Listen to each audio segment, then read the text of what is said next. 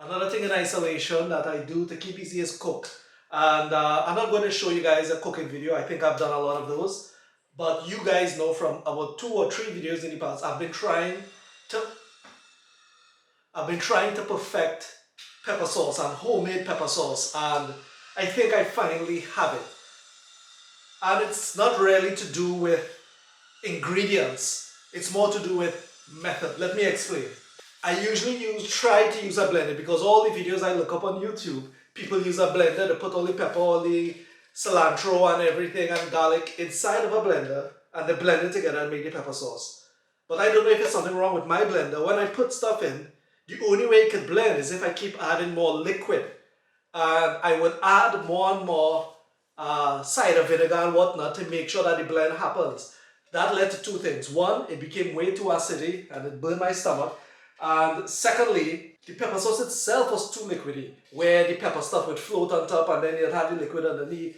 And you know, after a while I just get rid of the pepper sauce because it's not appetizing and it looks kind of weird. I thought about it and I tried to figure it out on my own. And what I did basically is I would use the food processor and do things separately. So I would make sure and not blend, but with the food processor, grind up the stuff separately and then put it together. That way, I only need minimal cider and it will still be very chunky and not too watery. So very quickly, let me do that. So I have the 2 main ingredients. I already used the food processor and I grated and I grind up the peppers and garlic. And then I'm making my seasoning one side. This is the cilantro and garlic and pepper that I seasoned my meat with. You guys saw that in the next video. So all I'll do at this point is add a little more cilantro. Not much, because I don't want the color to change from this yellow or orange color of the pepper. The last time I put, like when you guys saw, I blended way too much cilantro and the color changed too much. So that's enough right there. And as you can see, it's not watery at all. I just add a little white vinegar. I don't know why I kept saying cider.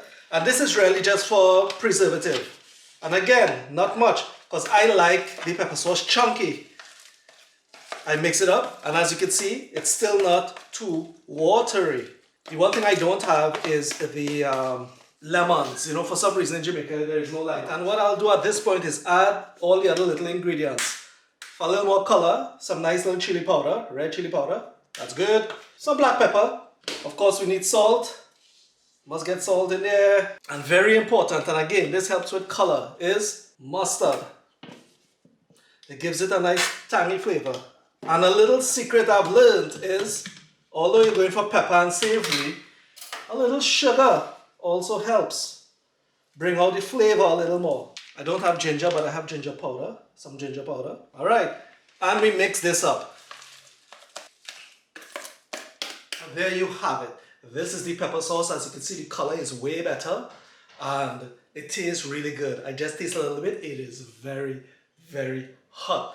So let this be a good example. I really try to follow those videos on YouTube using the blender, but I found by thinking about it and developing my own process, I actually developed a really nice process for making my homemade pepper sauce that works for me, and it's what I'll continue to use. Alright?